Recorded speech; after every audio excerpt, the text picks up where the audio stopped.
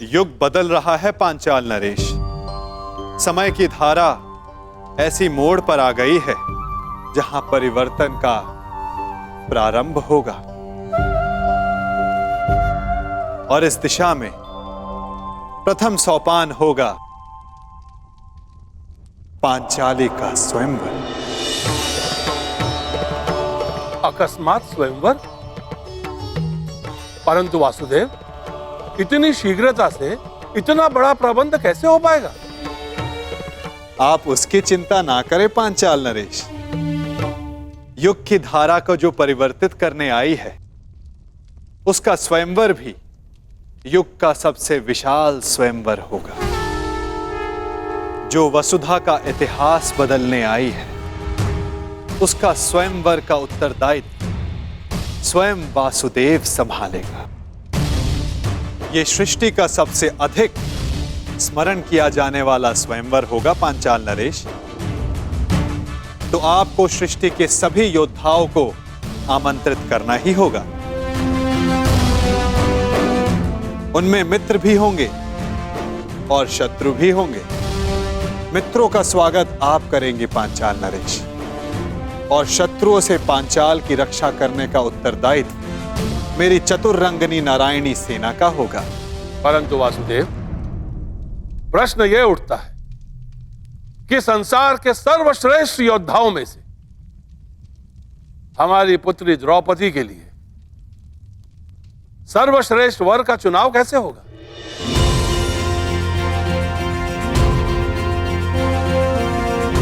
सर्वश्रेष्ठ वर का चुनाव तो परीक्षा से ही हो सकता है पांचाल नरेश। जिस याज्ञसेनी को पाने के लिए आपने इतना परिश्रम किया, उससे विवाह करने के लिए उतना ही ऊंचा मानदंड होगा। द्रौपदी को वही पा सकेगा जो एक असंभव दिखने वाले लक्ष्य को साध सके। और वो असंभव लक्ष्य क्या होगा वासुदेव? वो लक्ष्य ना कथा में किसी ने सुना होगा, ना स्वप्न में किसी ने देखा होगा, ना कल्पना में किसी ने सोचा होगा। युग के सबसे स्मरणीय स्वयंवर का निमंत्रण भी सबसे विलक्षण होगा। ये निमंत्रण नहीं, चेतावनी होगी कि अग्निसुता याज्ञसेनी से विवाह करने की इच्छा वही रखें जिनमें अग्नि की ज्वालाओं से खेलने का साहस है। सबसे आवश्यक बात, हस्तिनापुर को यह निमंत्रण भिजवाना मत भूलिएगा। पांचाल की ओर से आपके लिए युवराज। इसमें क्या हो सकता है?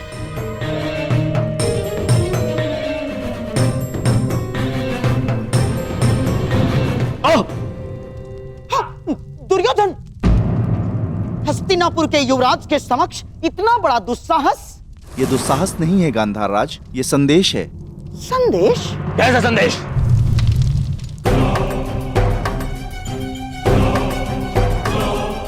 वीरों का आभूषण है।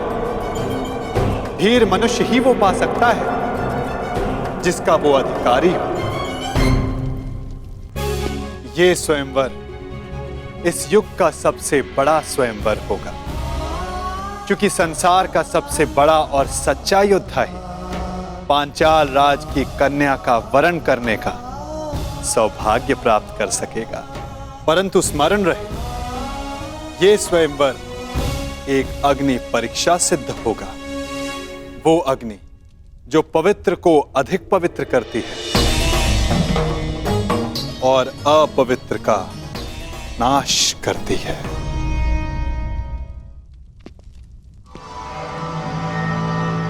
निमंत्रण आया है मामाश्री, जाना होगा। परंतु अकेले नहीं। क्यों? आपको मेरे बल पर विश्वास नहीं है मामाश्री? हाँ है, परंतु उसकी माया पर नहीं। इस संसार में एक वो ही है जिसको लेकर मैं सदैव चिंतित रहता हूँ, और वो इस स्वयंवर में अवश्य आएगा। कौन? बताइए मामा श्री। वासुदेव कृष्ण।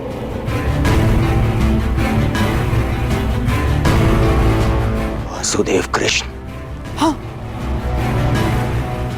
वासुदेव कृष्ण। वो कब, कहां, क्या कर जाए, कुछ कहा नहीं जा सकता। राजनीतिज्ञों में महाराजनीतिज्ञ, कूटनीति में महाकूटनीतिज्ञ, योद्धाओं में महायोद्धा और छलियाओं में महाछलिया है वो। तुम तो जानते ही हो महाबली जरासंध को कैसे नचाया है उसने आज तक। हाँ मामा श्री। उसकी काट तो मेरे पासों के पास भी नहीं। वो तुम्हारे साथ कोई खेल ना कर बैठे, इसलिए तुम अकेले नहीं जाओगे ना। और हाँ, पांचाल अब मित्र नहीं, शत्रु राज्य है, और तुम द्रुपद के शत्रु राज्य के युवराज। फिर क्या किया जाए मामा श्री? इस समय तुम्हें अपने धनुर्धारी मित्र की सबसे अधिक आवश्यकता है।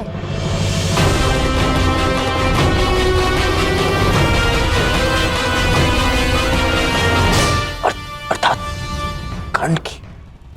मैं तुमसे और राजवंश के सभी कुचक्र और चेष्टाओं से अपना बंधन तोड़ता हूं। आज के पश्चात हमारा कोई संबंध नहीं। मैं सदा के लिए तुम्हारा साथ छोड़कर जा रहा हूं। आएगा, अवश्य आएगा।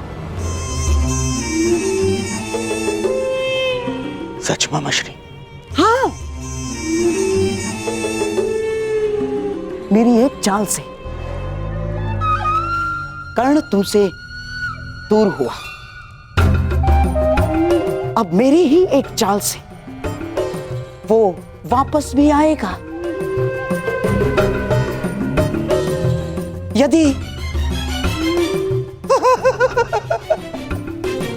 यदि मेरी बात मानोगे तो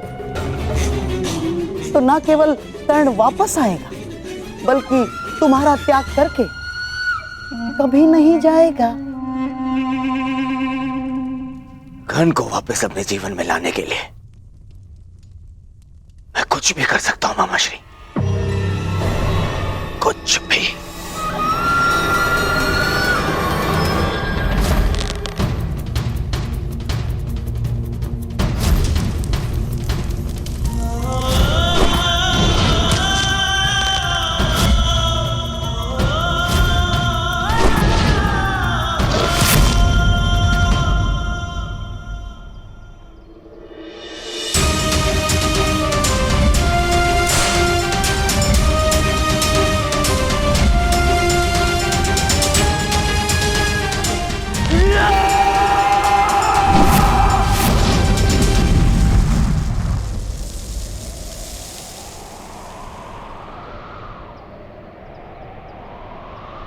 व्यथित हो।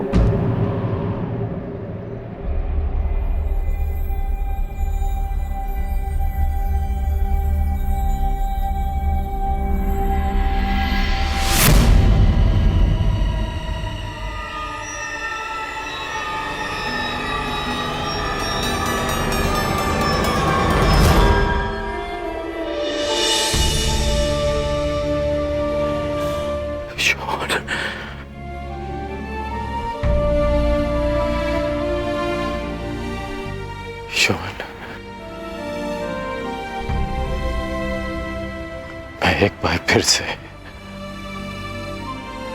असफल हुआ। उस समय ना तुम्हारी रक्षा कर पाया था, और इस समय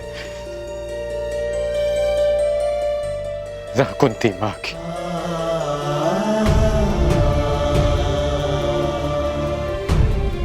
परिवर्तन का स्वप्न देखने वाला,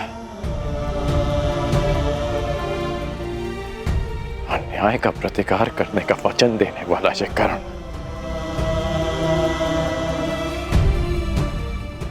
नियति की कसौटी पर असफल हो गया।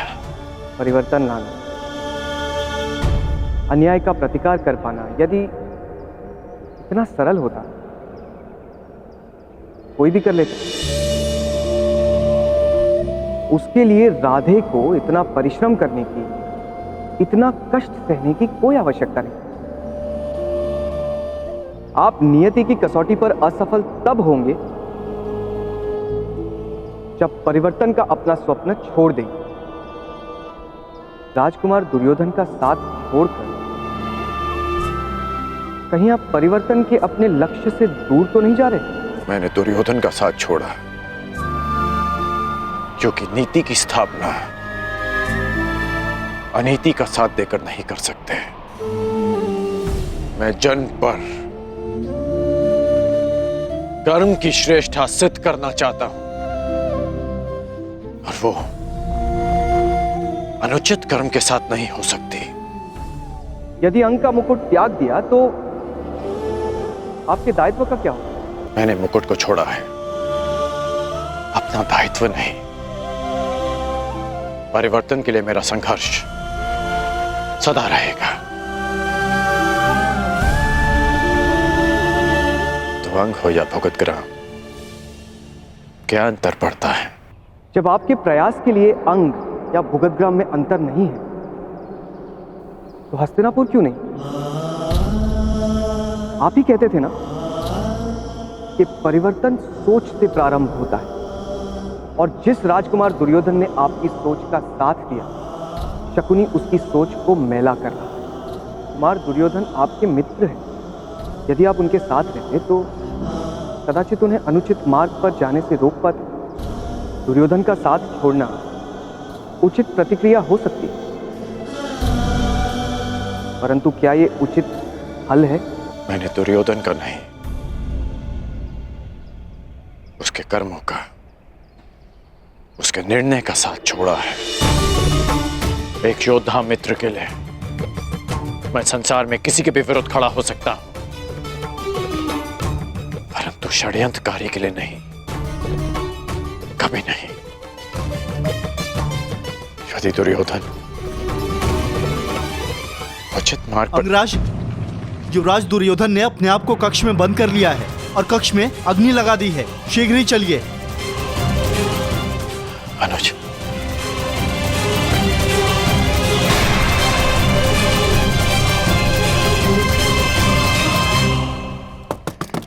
दुर्योधन मेरे पुत्र, ये कैसा हट है पुत्र?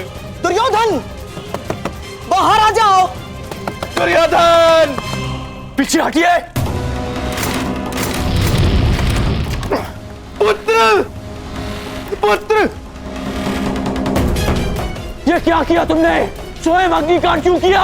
एक अग्निकांड पहले किया था, परंतु उसने मेरे शत्रुओं के साथ साथ मेरे परम मित्र को भी मुझसे छीन लिया, और अब ये अग्निकांड है मेरे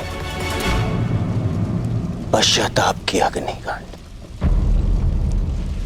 अति उत्तम, जैसा मैंने कहा वैसा ही कर रहे हो।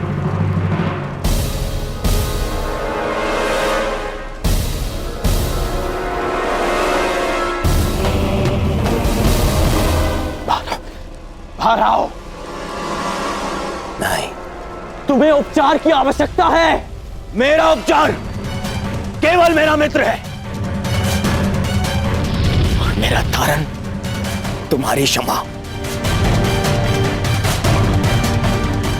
मुझे क्षमा कर दो मित्र, मैं वचन देता हूं, कभी आज के बाद अपनी मित्रता को लज्जित नहीं होने दूंगा। मैं युधिष्ठिर की युवराज बनने के पश्चात मैं स्वयंवर से वश को बैठा था, और इसीलिए मैं मामाशी के बहकावे में आ गया।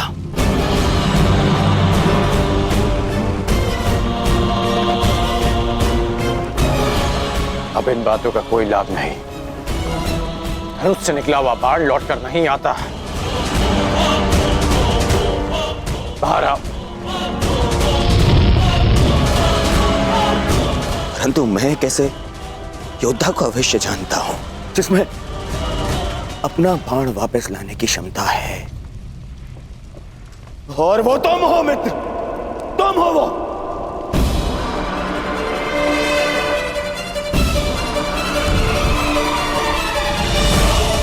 मेरी बात मानो, आग बढ़ रही है, बाहर आओ। नहीं, मैं तब बाहर आऊंगा जब तुम्हारी क्षमा पा लूंगा, वरना इसी अग्नि में भस्म हो जाऊंगा।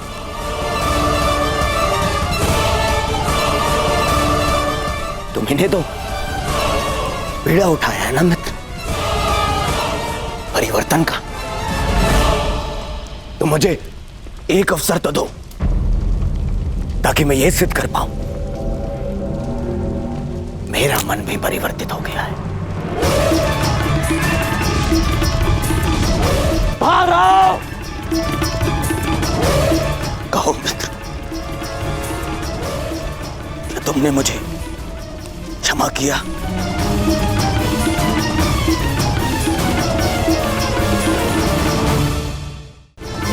कहो मित्र,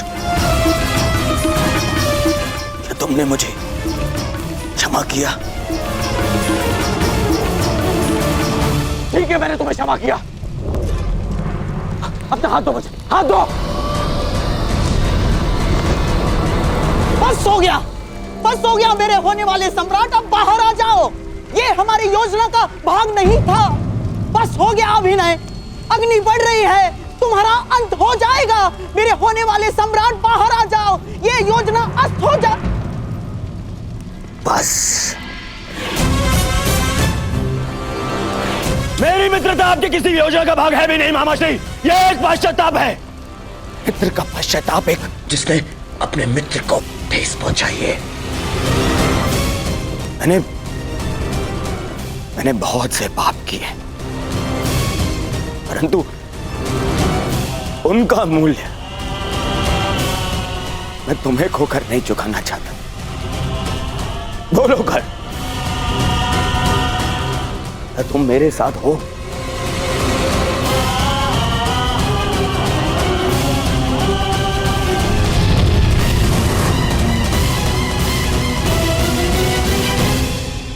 हाँ। केवल हाँ नहीं,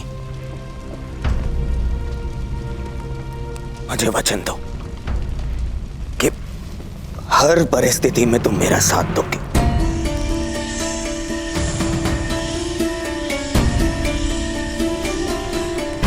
मैं वचन देता, सौगंध खाओ अपने अनुज की कि तुम मुझे कभी अकेला नहीं छोड़ोगे। मैं शोन की सौगंध खाता हूं कि मैं अपने मित्र को अकेला नहीं छोड़ूंगा।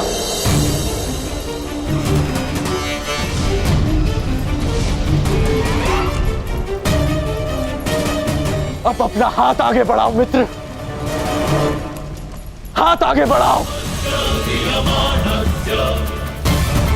हाँ मित्र,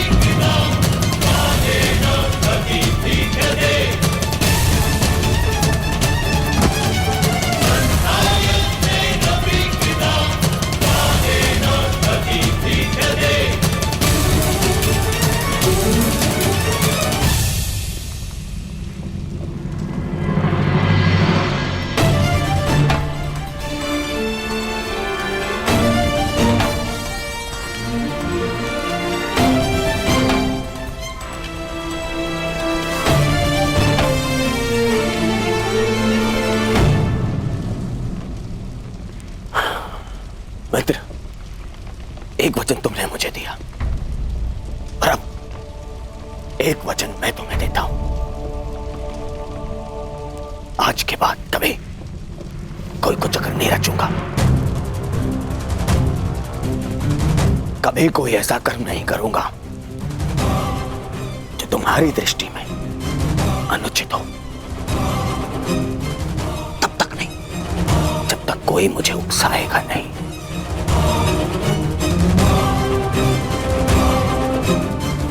मैं वचन देता हूं।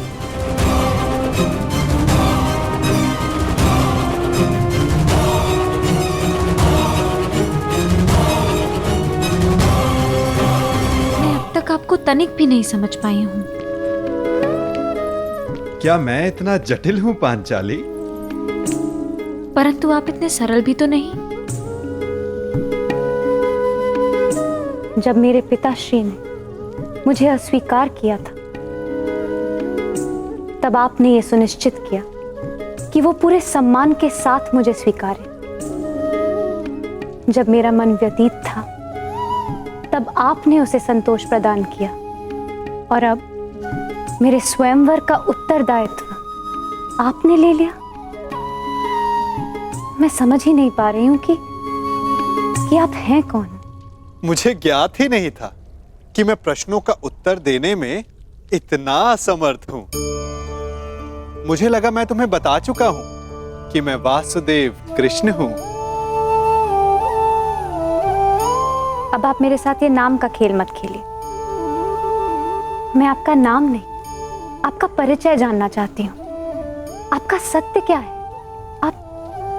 आप क्यों मेरी इतनी सहायता कर रहे हैं? और इस बार मुझे कोई पहेली नहीं, संतोषदायक उत्तर चाहिए। तुम्हारे इस प्रश्न के उत्तर में मैं तुम्हें एक मनोरंजक कथा सुना सकता हूं और एक नीरस उत्तर भी दे सकता हूं। अब चयन तुम्हारा है कि तुम क्या सुनना चाहती हो। तो पहले मैं नीरस उत्तर सुनना चाहूंगी।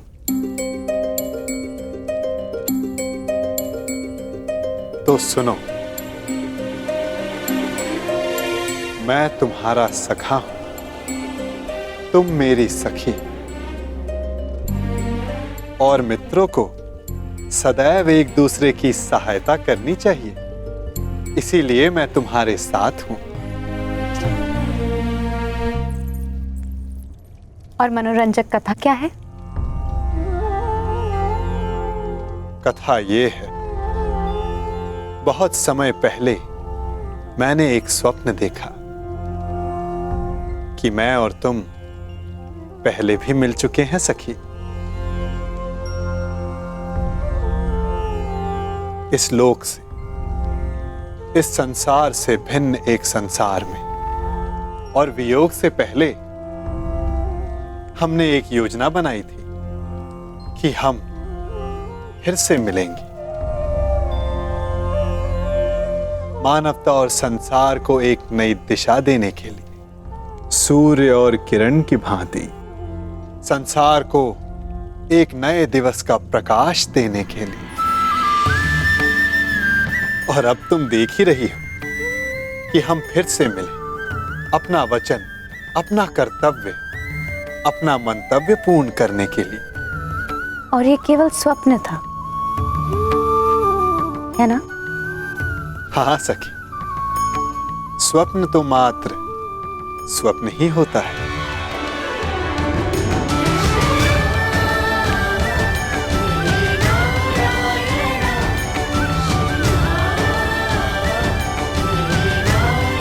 परंतु मेरा स्वप्न सदा नवीन सृष्टि का निर्माण करता है, और सृष्टि को नई दिशा देने का समय आने को है।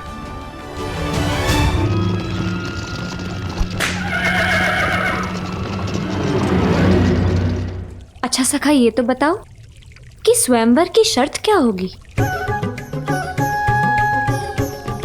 आपने कहा था कि कुछ ऐसा होगा जो असाध्य प्रतीत होगा। हाँ, अधिकतर के लिए असंभव, परंतु कदाचित कोई एक ऐसा होगा जिसके लिए ये साध्य होगा। तो आपने कुछ ऐसी शर्त रखी है जिसे केवल अर्जुन ही पूर्ण कर सके, है ना?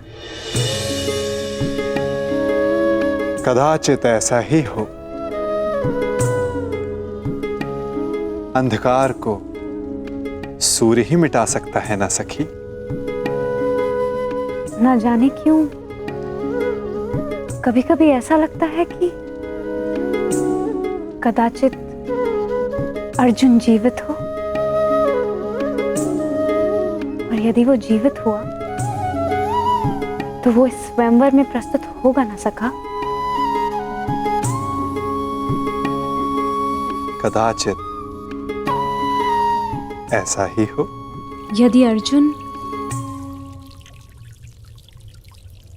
उन प्रत्याशियों के मध्य उपस्थित हुआ तो क्या होगा?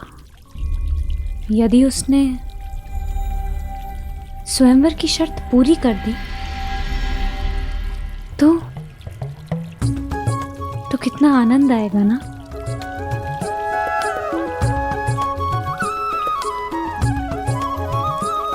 कदाचित। ठीक है, हर प्रश्न के उत्तर में कदाचित मत दो मेरे प्रश्नों का उत्तर सखा। मैं जा रही हूं। मैं स्वयं परीक्षण कर लूंगी कि आपकी परीक्षण में कौन खरा उतरने वाला है।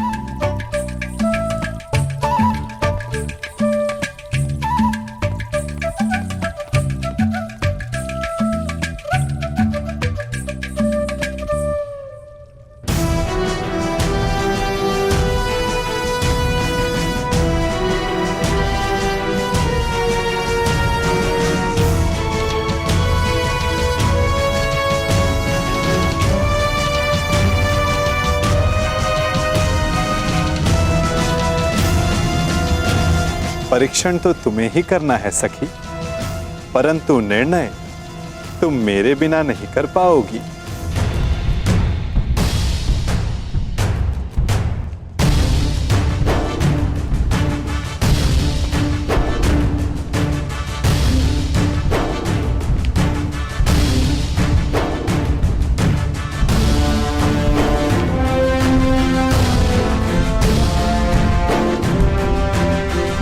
स्वागत है। पांचाल नरेश हस्तिनापुर के युवराज का स्वागत करता है। आपके स्वागत में चुनौती है पांचाल नरेश, परंतु आपका स्वागत मैं स्वीकार करता हूं। आओ कर।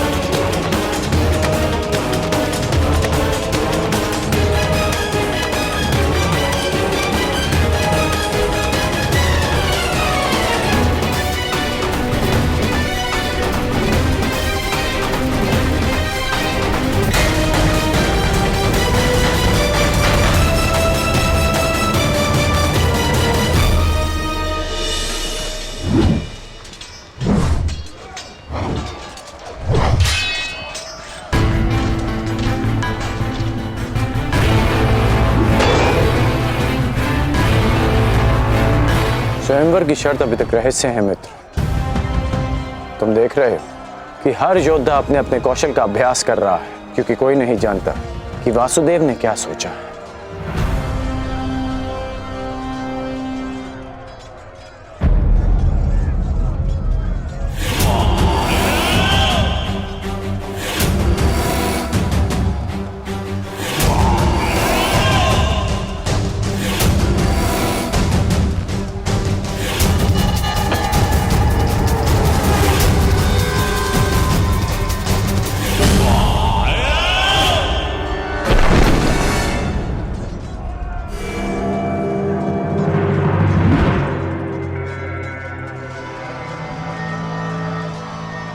मित्र, यदि परीक्षण में गदायुद्ध, मेरी विजय तो निश्चित ही।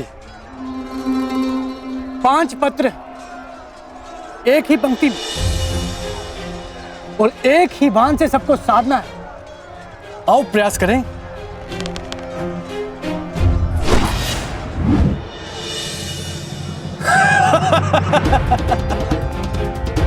तुम तुमसे तो एक भी लक्ष्य नहीं साधा गया प्रयागराज। तुम तो अपना धनुष ही उठा लो, वही पर्याप्त है काशी नरेश।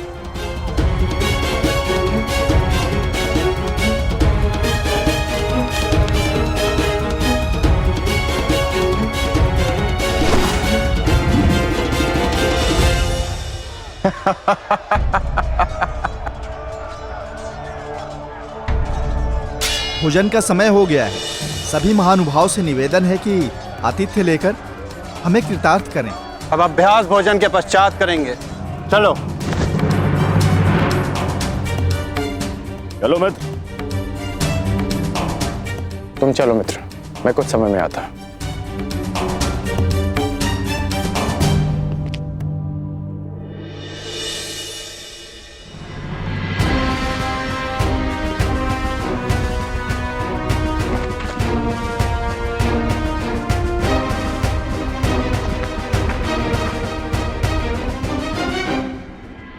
परीक्षण का उपक्रम संपन्न हुआ देवी। अब आप बाहर आ सकती हैं।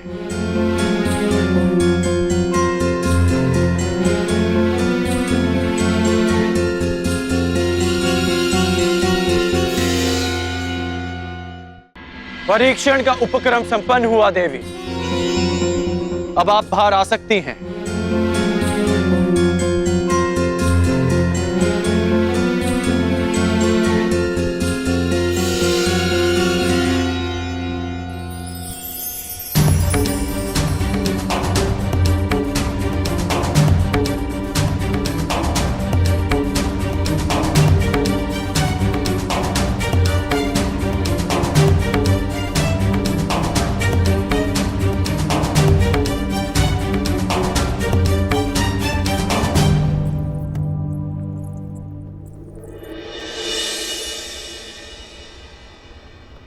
ये राजभवन आप ही का है, फिर इस तरह छिपकर देखने का कोई विशेष कारण याज्ञसेनी? आपने मुझे कैसे पहचान लिया? आपकी दृष्टि से पहचाना, वो दृष्टि जो यहां किसी को ढूंढ रही है। स्वयंवर में भाग लेने वालों के अभ्यास स्थल पर परीक्षण दृष्टि रखने वाली स्वयंवरा पांचाली के अतिरिक्त और कौन हो सकती है? परंतु मेरी दृष्टि इतनी कुशल भी नहीं कि किसी को देखकर ही उसका परिचय ले ले। आपको अपना परिचय स्वयं देना होगा भद्र। मैं राधेकर, और आप स्वयंवर में भाग लेने नहीं आए।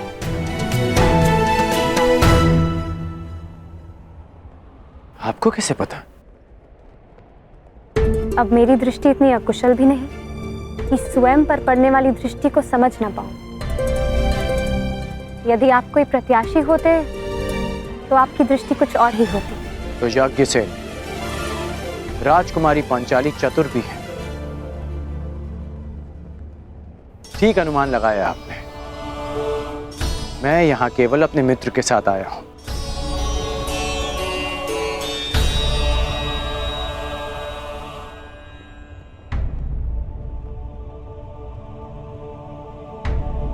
और आपके मित्र कौन हैं? युवराज दुर्योधन। ये राजसी विधियां और निमंत्रण मेरे लिए नहीं है, और ना ही मेरी इनमें रुचि है।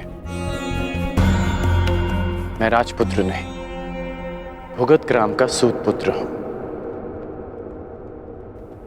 मनुष्य का जन्म महत्वपूर्ण नहीं, यदि कुछ महत्वपूर्ण है तो उसके कर्म।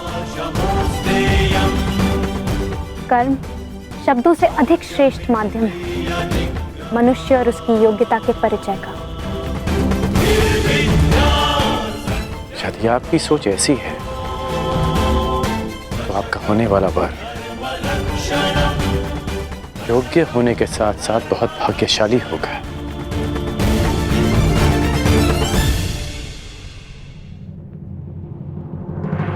और आपकी योग्यता, आपका कौशल क्या है राधे?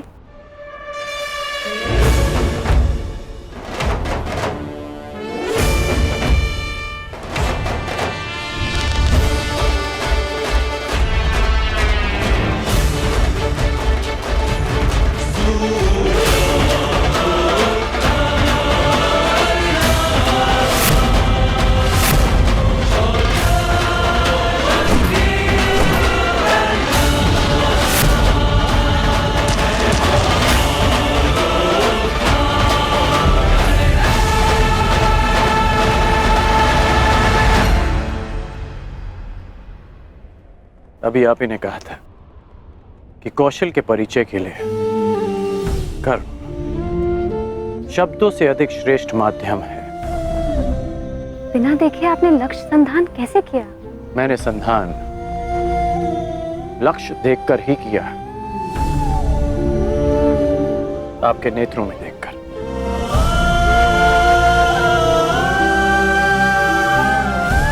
प्रणिपात राजकुमारी।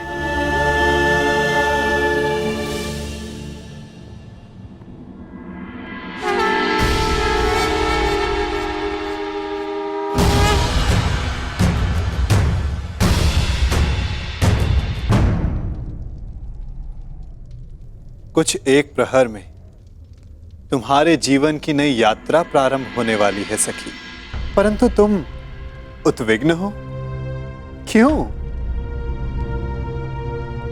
क्योंकि सखा, आपसे मिलने से पूर्व मैं अपनी नियति को जानना चाहती थी, परंतु आपसे मिलने के पश्चात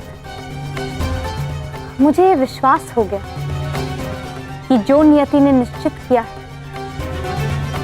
वो अवश्य होगा। निसंदेह। यदि मैं अर्जुन की भार्या बनने इस संसार में आई थी, तो फिर मैं जीवित क्यों हूं? यदि अर्जुन ही जीवित नहीं। तुम्हारा प्रश्न उत्तम है सखी, परंतु उत्तर नियति के पास है।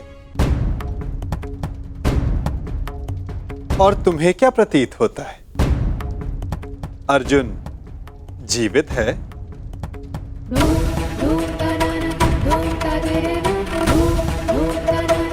मस्तिष्क कहता है नहीं, और मेरा हृदय कहता है हाँ। कुछ अजीब सा है मेरे भीतर, एक अज्ञात आभास जो कह रहा है कि मैं अर्जुन से अवश्य मिलूंगी। कभी कभी अज्ञात ज्ञात से अधिक शक्तिशाली होता है पांचाली। कदाचित जो हमें अज्ञात हो, नियति को वो ज्ञात हो, परंतु कभी कभी ज्ञात अज्ञात से अधिक महत्वपूर्ण होता है हमारा चयन। जैसे इस स्वयंवर में महत्वपूर्ण है तुम्हारा चयन। वाह वासुदेव,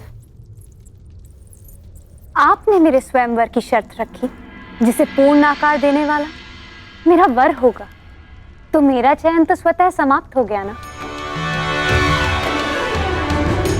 नहीं सखी, जो शर्त पूरी करेगा उसका वर्ण तुम कर सकती हो, परंतु ये तुम्हारा अधिकार है कि किस वर को तुम नहीं चुनती हो।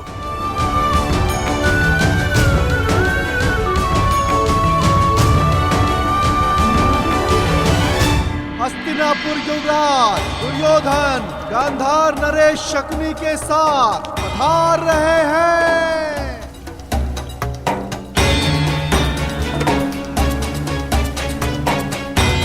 अब प्रवेश कर रहे हैं भद्र नरेश शल्य।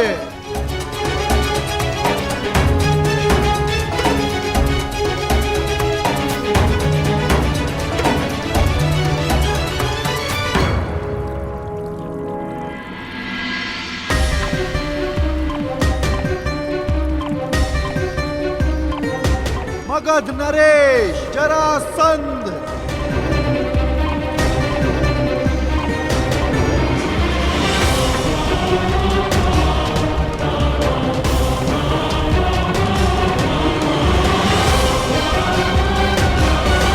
आप यहाँ अतिथि हैं मगध नरेश, इस स्वयंवर के प्रत्याशी, और मैं यहाँ स्वागत करता हूँ।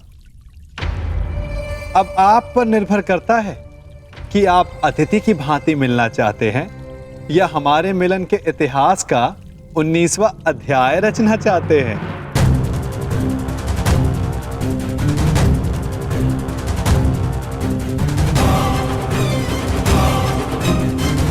मगध नरेश, स्वागत है आपका।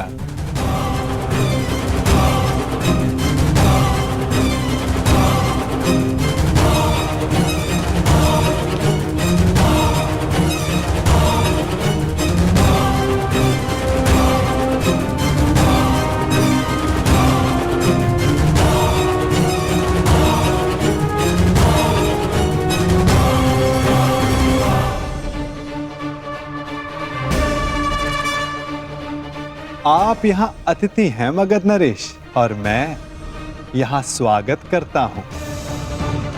अब आप पर निर्भर करता है कि आप अतिथि की भांति मिलना चाहते हैं या हमारे मिलन के इतिहास का 19वां अध्याय रचना चाहते हैं।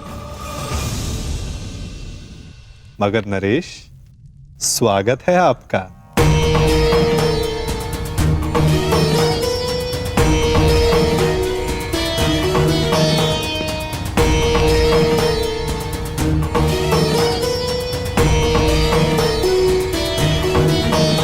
देख रहे हो मेरे होने वाले सम्राट, ये नटखट कैसे चटपट चटपट बोले जा रहा है? परंतु तुम घबराना नहीं, इस मायावी की माया को हरने के लिए ही मैं तुम्हारे साथ आया हूं। हाँ, अब तुम देखते रहो कैसे इस माखनचोर से तुम्हारा मामा उसकी वाणी चुराता है। वासुदेव,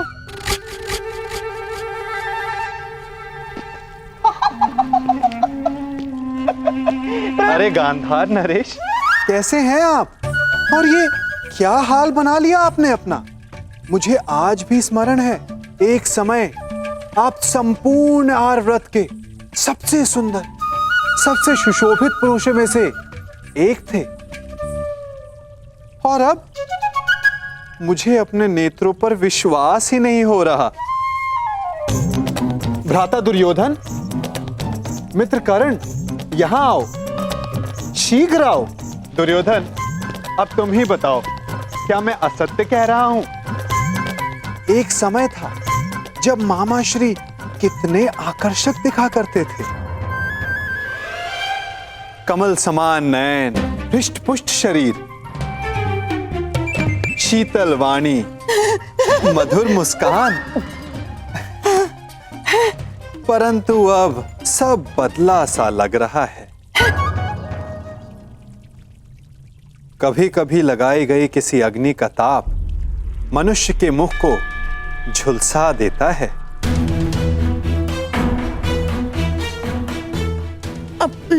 है ना दुर्योधन? क्या मामा श्री को हस्तिनापुर में उचित आहार नहीं मिलता? ये क्या कह रहे हैं वासुदेव? मामा श्री को हस्तिनापुर में सर्वश्रेष्ठ आहार मिलता है। मैं उस आहार की बात नहीं कर रहा हूं जो मुंह से खाया जाता है। मैं तो उस आहार की बात कर रहा हूं जो विचारों को मिलता है, मन को मिलता है, क्योंकि अंततः दिखाई तो वही देता है। अरे, मैं भी क्या बातें लेकर बैठ गया। आइए, आप सबका स्वयंवर में स्वागत है। तुम्हारा भी मित्र कर्ण। वासु, प्रणिपात गांधार नरेश, आइए।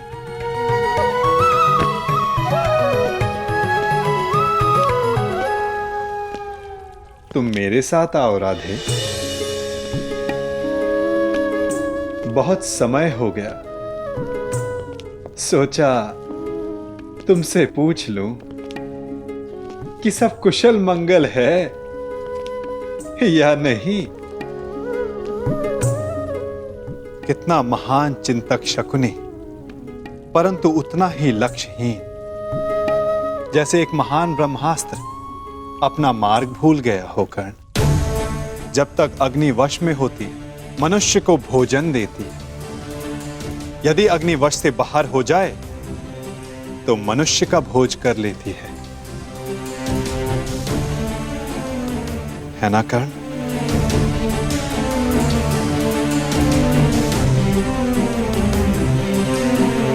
वासुदेव, क्या आप जानते थे कि वारणाव्रत में क्या हुआ? किस विषय में बात कर रहे हो कर्ण? उस भवन के विषय में जो दुर्योधन ने बनवाया, या उस भवन के विषय में जो अग्नि की भेंट चढ़ गया? यदि आप सब जानते थे तो आपने कुछ किया क्यों नहीं वासुदेव? नियति के समक्ष क्या वासुदेव और क्या कर्ण राधे, हम तो केवल प्रयास कर सकते हैं। सफल होना ना होना प्रारब्ध के हाथ में होता है। तुमने भी प्रयास किया ना? हाँ, प्रयास किया, परंतु ये शब्द बड़ा संहारक है मित्र। कहीं ऐसा तो नहीं कि तुम फिर से कोई वचन दे बैठे कर्ण? मैं वचन देता हूं, मैं शोन की सौगंध खाता हूं कि मैं अपने मित्र को अकेला नहीं छोड़ूंगा।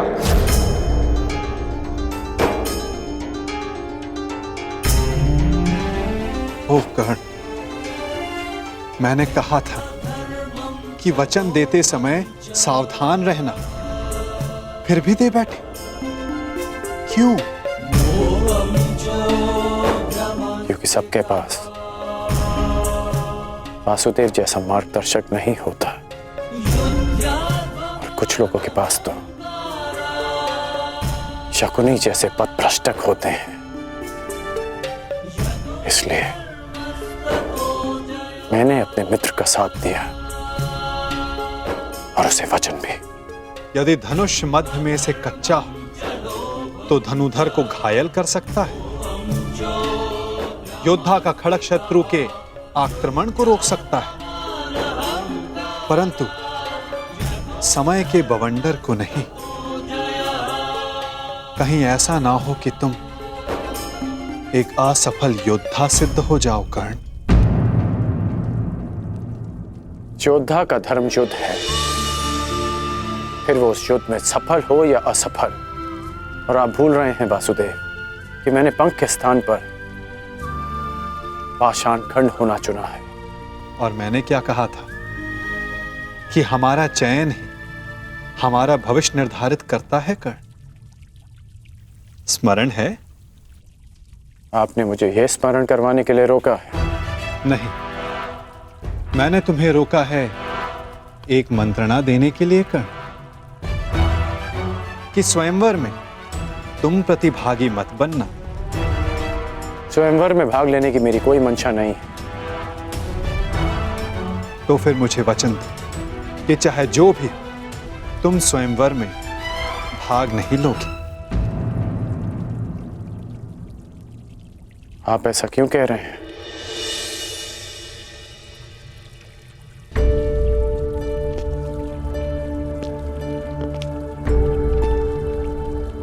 क्या आप नहीं चाहते कि मैं स्वयंवर में भाग लूं?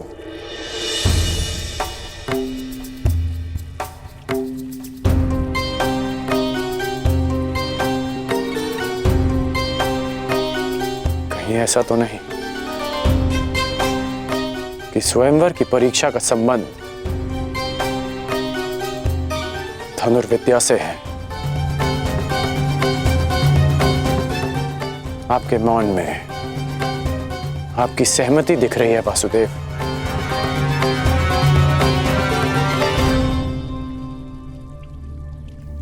मैंने तुमसे एक वचन मांगा है राधे।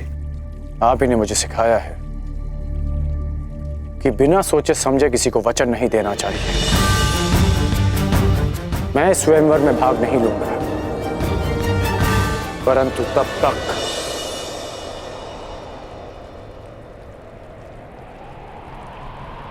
जब तक यह स्वयंवर न्यायपूर्वक चलेगा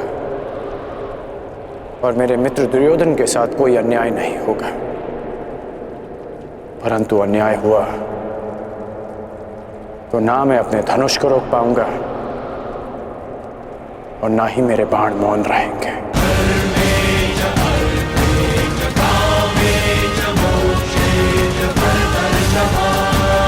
प्रणिपात वासुदेव।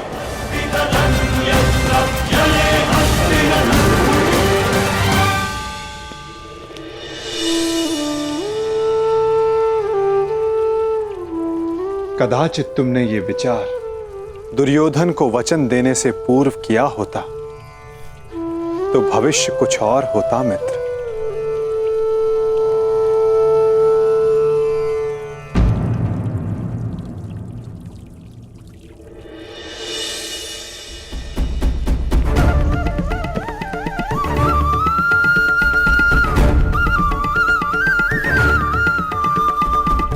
जो पहला ब्राह्मण तुम्हें मिले उसे ये दक्षिणा दे देना और कहना कि पांचाल राजभवन में एक बड़ा उत्सव हो रहा है। जाओ।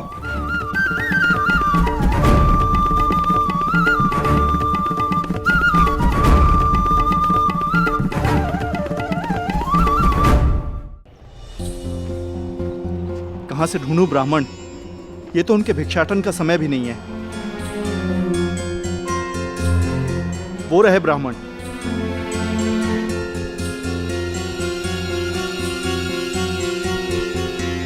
प्रणिपात ब्राह्मण देव। यह आपके लिए ब्राह्मण देव। एक संदेश भी है। राजमहल में एक बड़ा समारोह है और एक बड़ा भोज।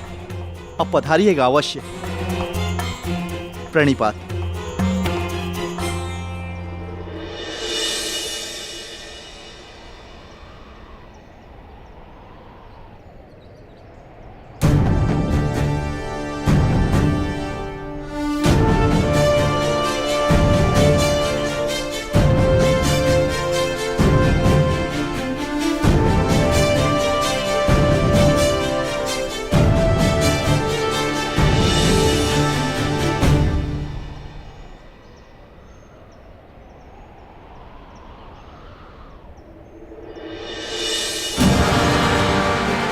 स्वर्ण मुद्रा हमारी आवश्यकता के अनुसार भिक्षा मिल गई अर्जुन। चलो अब घर चलें।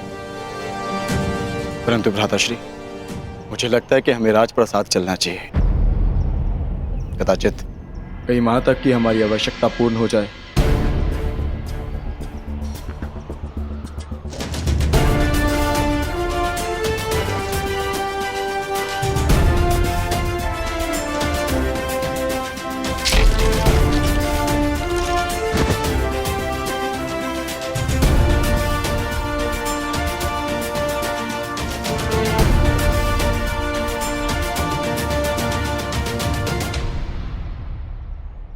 हाँ भ्राताश्री, कदाचित हमें वहां एक के स्थान पर 5 मुद्राएं मिल जाए।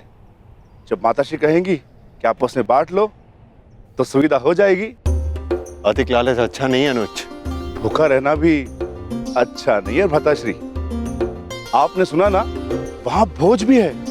क्या आप अपने अनुज की क्षुधापूर्ति होते हुए नहीं देखना चाहोगे? यदि ऐसा है तो चलो। तुम्हें भरपेट भोजन करते हुए देखना भी बहुत बड़ा सुख है मेरे लिए। हम राजप्रसाद चलेंगे।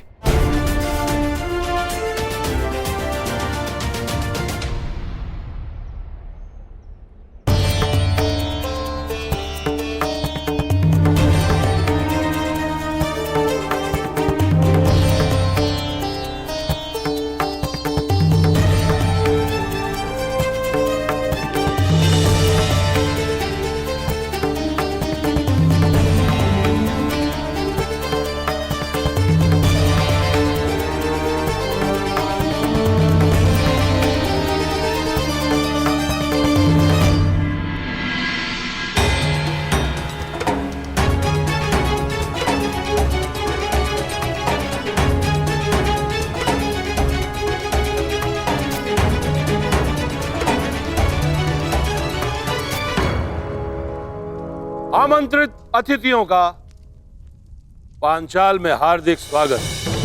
आप सभी यहाँ मेरी पुत्री याज्ञसेनी के स्वयंवर में भाग लेने के लिए पधारे।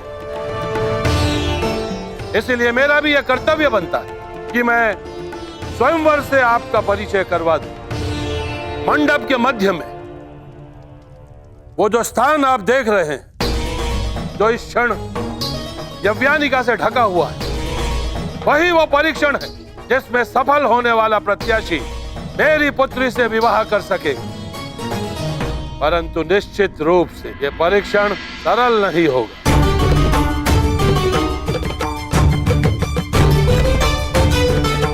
अब अधिक विलंब ना करते हुए मैं उसे बुलाता हूं जो इस स्वयंवर की स्वयंवरा है, जो पंचतत्व अग्नि से जन्मी है, याज्ञसेनी पांचाल की राजकुमारी द्रौपदी।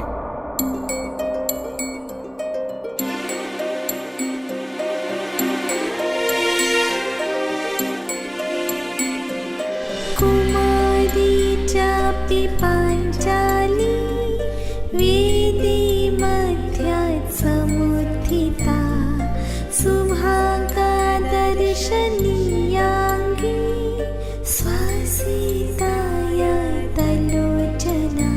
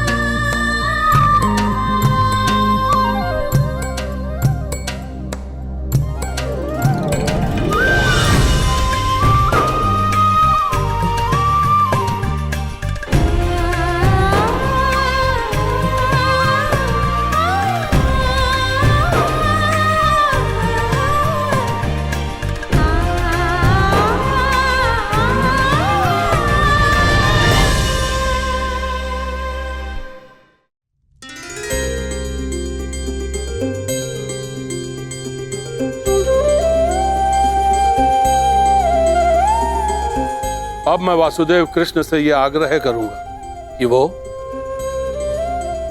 स्वयंवर में होने वाले अद्वितीय परीक्षण का परिचय प्रत्याशियों से करवाएं। आगंतुकों को वासुदेव कृष्ण का प्रणाम। आज होने वाला परीक्षण प्रत्येक योद्धा को स्वयं उसके बल, बुद्धि और कौशल से परिचय करवाएगा। इस परीक्षा में खरा उतरने के लिए प्रतिभागी में विलक्षण गुणों का होना आवश्यक है। उसमें वो बल होना चाहिए जिसे मापा ना जा सके, वो दृष्टि होनी चाहिए जो अदृष्ट के परे देख सके, वो एकाग्रता होनी चाहिए जो किसी में ना हो, और लक्ष्य को बिना देखे भेद सकने का सामर्थ्य भी।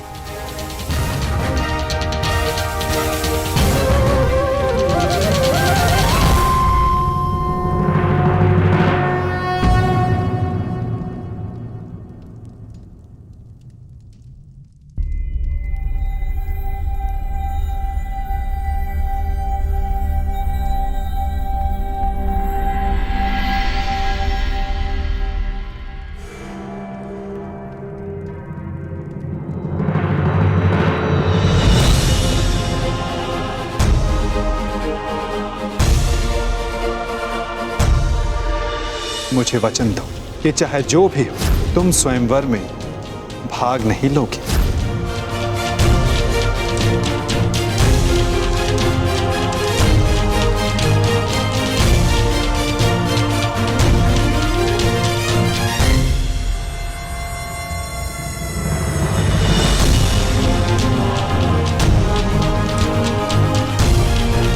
केवल इस धनुष की सुंदरता को देखकर आकर्षित मत होइए मित्रों, चूंकि धनुष है तो लक्ष्य अवश्य होगा। सोचिए, कहां होगा आपका लक्ष्य?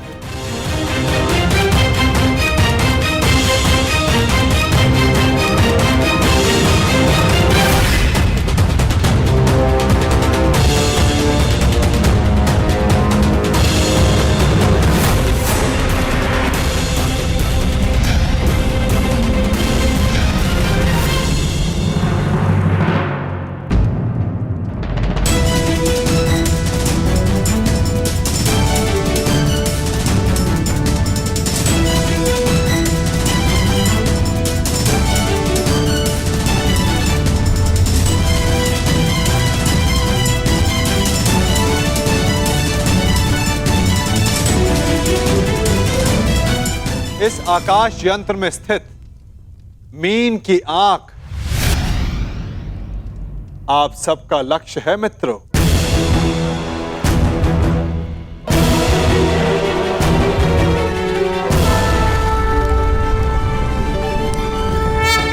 इस आकाश यंत्र में स्थित मीन की आंख आप सबका लक्ष्य है मित्रों। संसार के सर्वाधिक शूरवीर और बलशाली यहां उपस्थित हैं, परंतु प्रश्न यह है कि आप में से इस जल प्रतिबिंब को देखकर मीन की आंख का लक्ष्य कौन भेद सकेगा?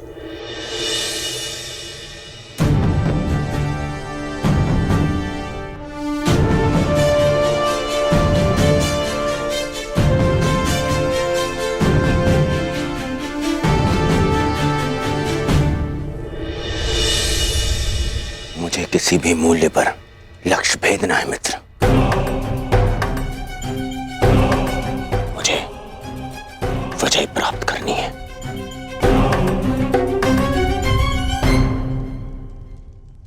अब मैं क्रम से वीरों का नाम पुकार कर उन्हें परीक्षण के लिए आमंत्रित करूंगा। सर्वप्रथम भद्रराज शल्य,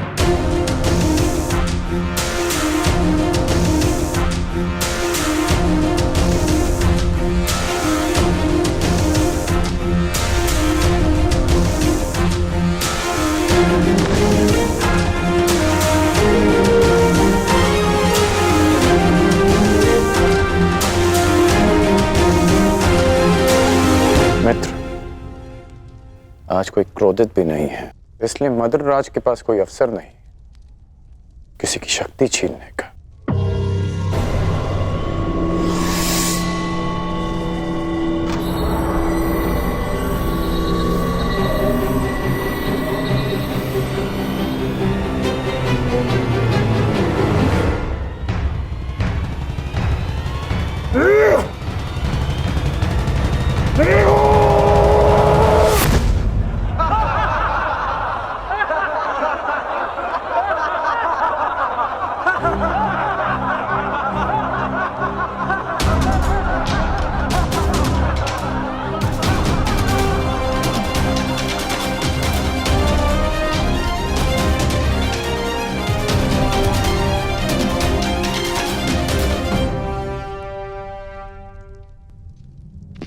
अगले प्रत्याशी काशीराज।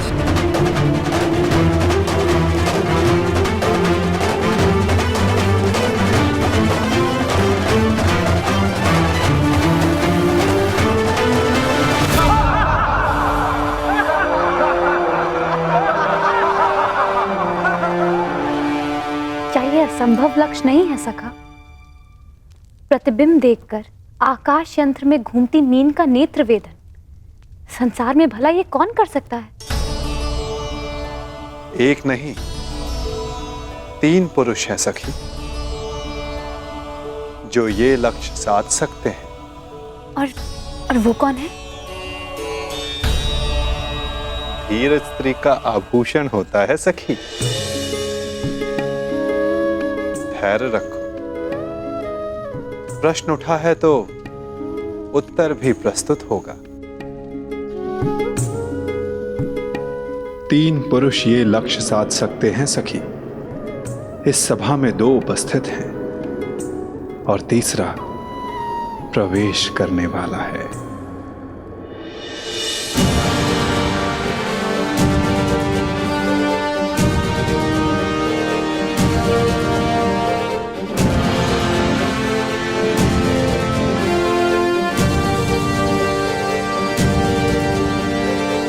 अगले प्रत्याशी भगत नरेश जरासंध।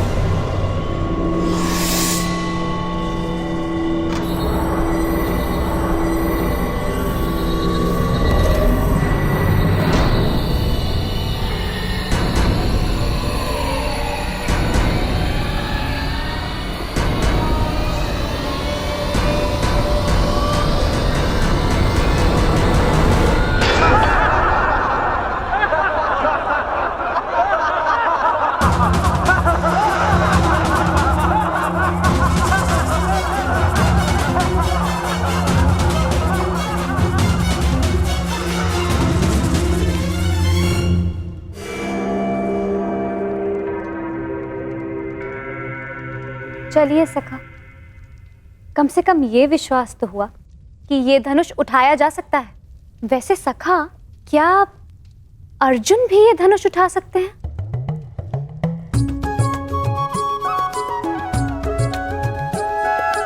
सखा, यदि अर्जुन इस सभा में उपस्थित हुए तब भी मैं उन्हें पहचानूंगी कैसे? कैसे मुझे ये ज्ञात होगा कि वो यहाँ उपस्थित हैं? अर्जुन, परंतु सबका तो ये मानना है कि वो जीवित नहीं है। मैं ऐसा नहीं मानती सखा, क्योंकि मैं अभी तक जीवित हूं। तुम कहां जीवित हो सखी? तुम तब तक जीवित नहीं जब तक अर्जुन ना मिल जाए, यही ना? और यही तो मेरा प्रश्न है केशव, कि मैं उन्हें कैसे पहचानूं जो मेरे जीवन का एक कारण है। जब वो क्षण आएगा तुम्हें स्वयं अनुभूत हो जाएगा सखी। तुम्हें अपने भीतर श्वास का प्रवास अनुभव होगा। वो अनुभूति तुम्हें आनंद नहीं, पीड़ा देगी। वो पीड़ा जिसकी तुम्हें प्रतीक्षा है, वो पीड़ा जो तुम्हें आनंद से अधिक प्रिय लगे। क्या मुझे सच में ऐसा अनुभव होगा सखा? परंतु कब? कौन जाने, कदाचित अति शीघ्र।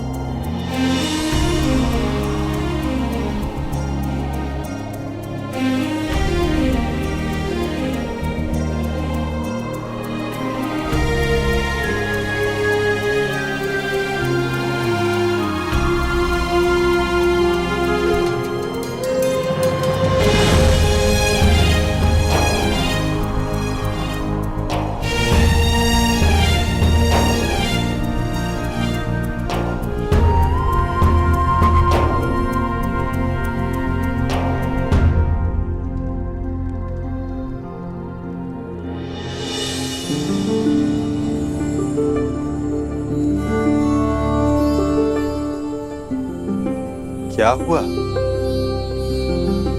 सखा, मैंने कुछ अनुभव किया।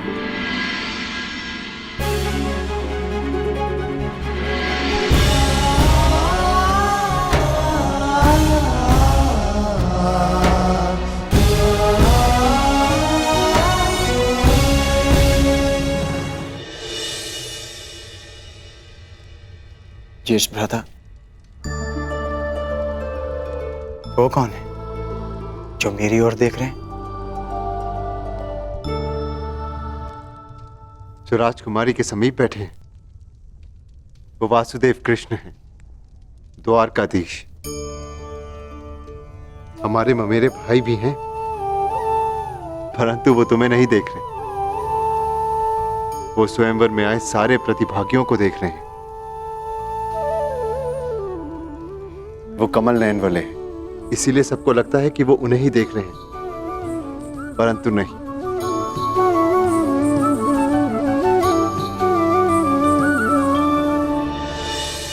और अब मैं आमंत्रित करता हूं अंतिम प्रत्याशी, हस्तिनापुर के युवराज दुर्योधन।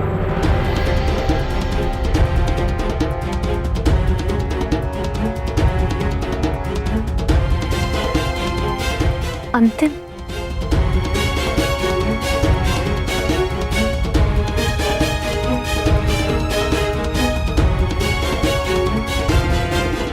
वो दिन कब आएगा जब मैं इस दुष्ट की छाती पर गदा से प्रहार कर पाऊंगा।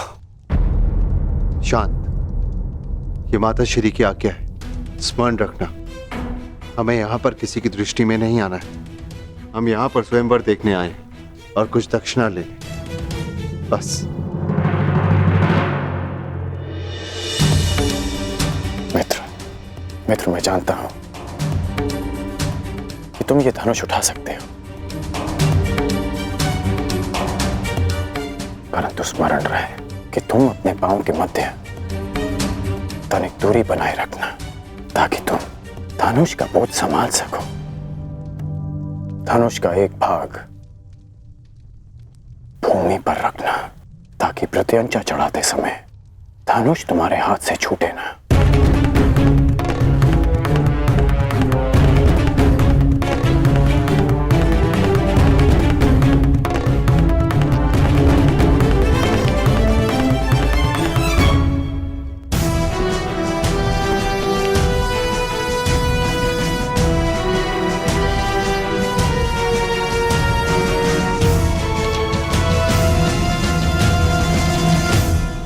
बताइए ना, कौन है वो 3 पुरुष जो ये लक्ष्य साध सकते हैं?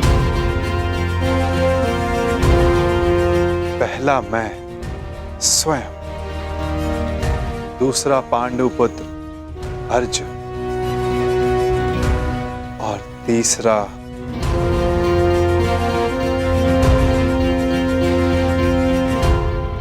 मैं राधेकरण। मैंने संधान लक्ष्य देखकर ही किया, आपके नेत्रों में देखकर। कदाचित तीसरे वीर के लिए मैं आपका संकेत समझ गई हो सका।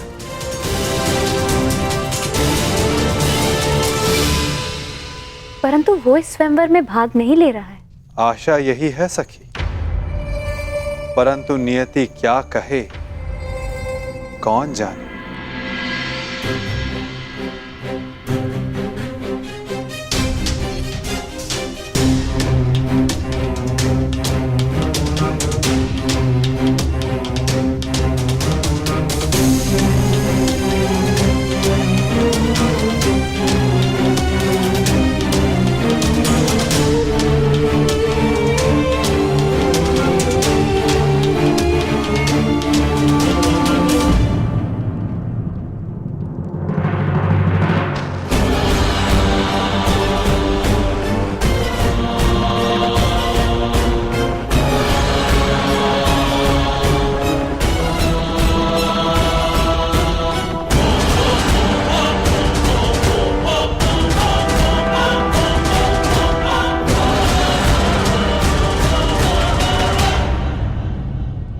अपने पांव स्थिर रखना मित्र।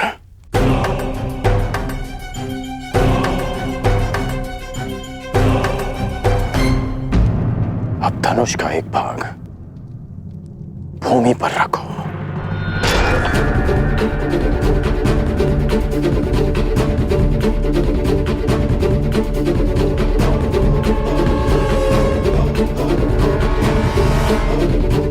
बल लगाकर धनुष को मोड़ो।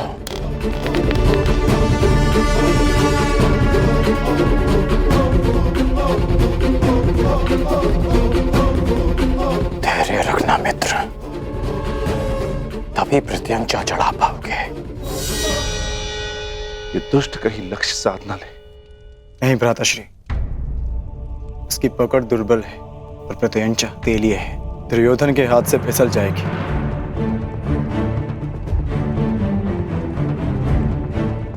नहीं, एकाग्रता बनाए रखो दुर्योधन। यदि ध्यान भटका तो प्रत्यंचा हाथ से छूट जाएगी।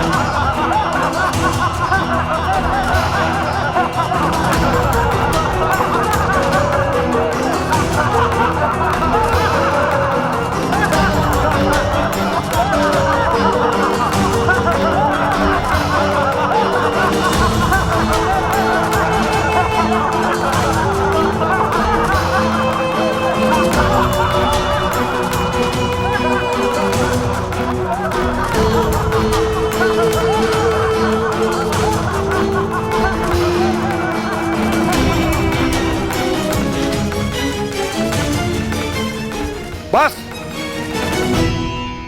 क्या यही है संसार के सर्वश्रेष्ठ योद्धा? क्या इसी क्षमता के बल पर मेरी पुत्री का वरण करने आए थे आप लोग? प्रतीत होता है गुरुओं में अब वो क्षमता ही नहीं रही जो अपने शिष्यों को युद्ध कौशल सिखा सके।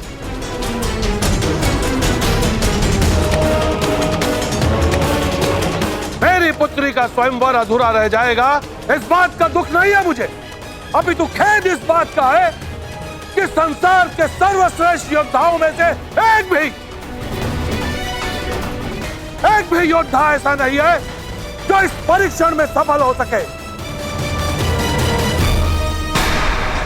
महाबली मानकर आप लोग अपने आप से छल कर रहे हो। खेलिए पांचाल राज।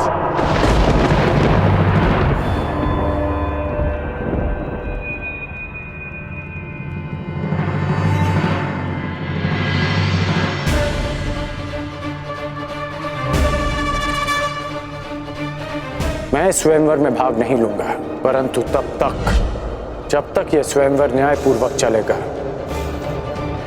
और मेरे मित्र दुर्योधन के साथ कोई अन्याय नहीं होगा। परंतु अन्याय हुआ तो ना मैं अपने धनुष को रोक पाऊंगा और ना ही मेरे बाण मौन रहेंगे।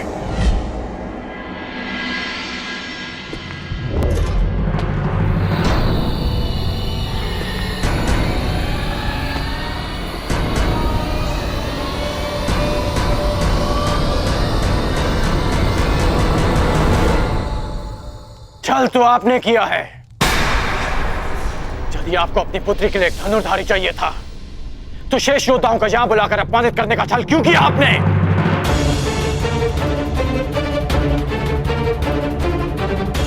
यदि बल, बुद्धि, दृष्टि, एकाग्रता और लक्ष्य पर प्रहार करने की क्षमता जांचनी थी तो केवल धनुर्विद्या का परीक्षण क्यों? खड़क युद्ध क्यों नहीं? गदा कौशल क्यों नहीं? आप वसुदेव कृष्ण के परीक्षण पर संदेह कर रहे हैं? आप इन पर पक्षपात का आरोप लगा रहे हैं भद्र पुरुष।